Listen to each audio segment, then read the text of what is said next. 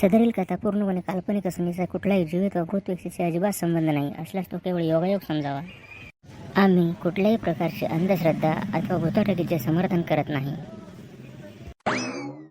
सनी sir, ओ सनी sir. बाबू कोण आहे रे? तुला सर म्हणून लागलं?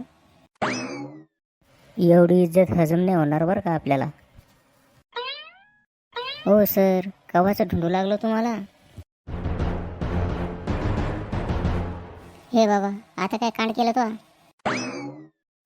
मी तोच विचार करू लागलो.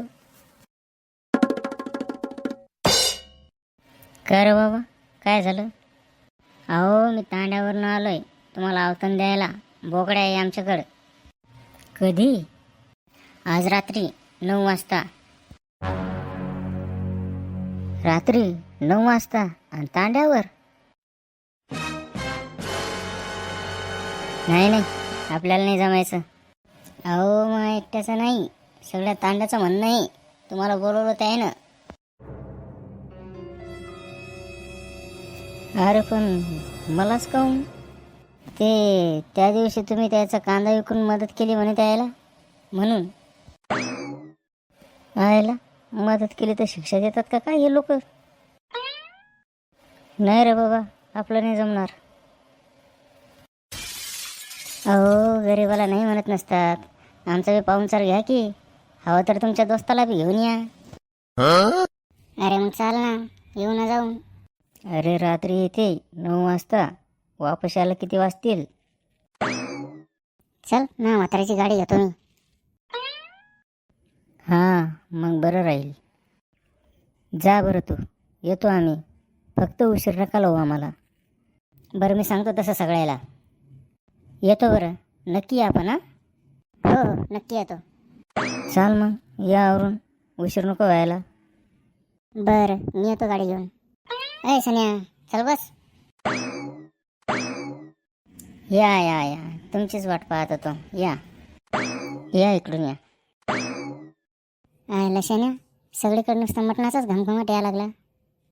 अरे पण उशीर करतात वाटतंय. तुम्ही बसा इथं, मी पूजा आवरली की बोलवतो तुम्हाला जेवायला.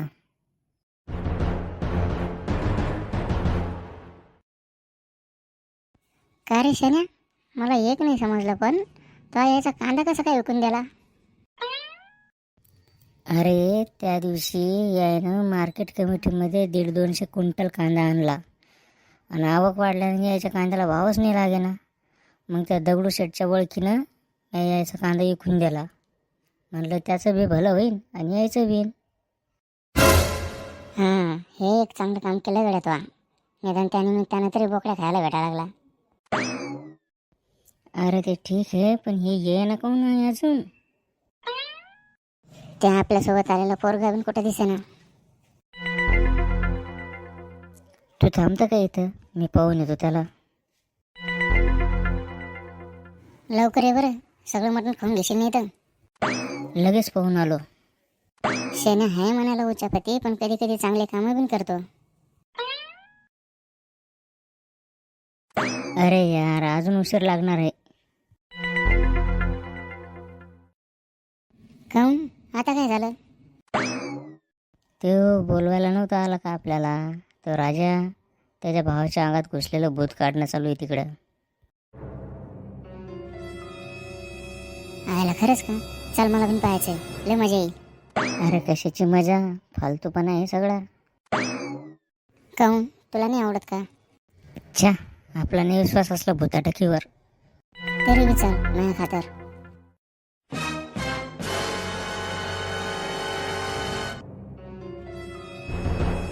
सोड त्या पोराला, निघ त्याच्या अंगातून, सोड.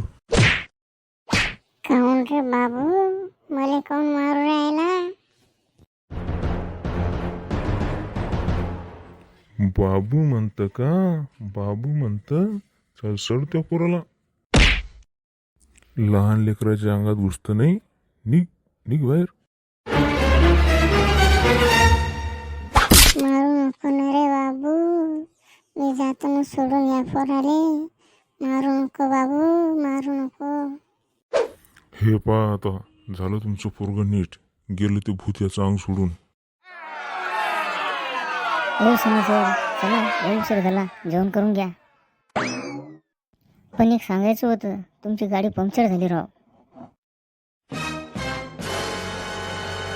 अरे यार, मग एक काम करा, जेवणाचं राहू द्या, कारण आम्हाला लवकर पोहोचावं लागेल. अहो लवकर पोहोचता तुम्ही, इकडून जंगलातून गेले तर 15 मिनिटातच.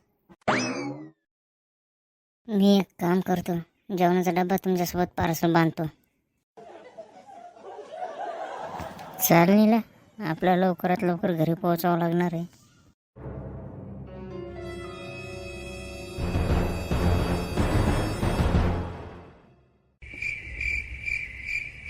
तर मित्रांनो, नीलाला भूतबाधा, भटक्याची फजिती याचा उर्वरित भाग आपण उद्या बघूयात.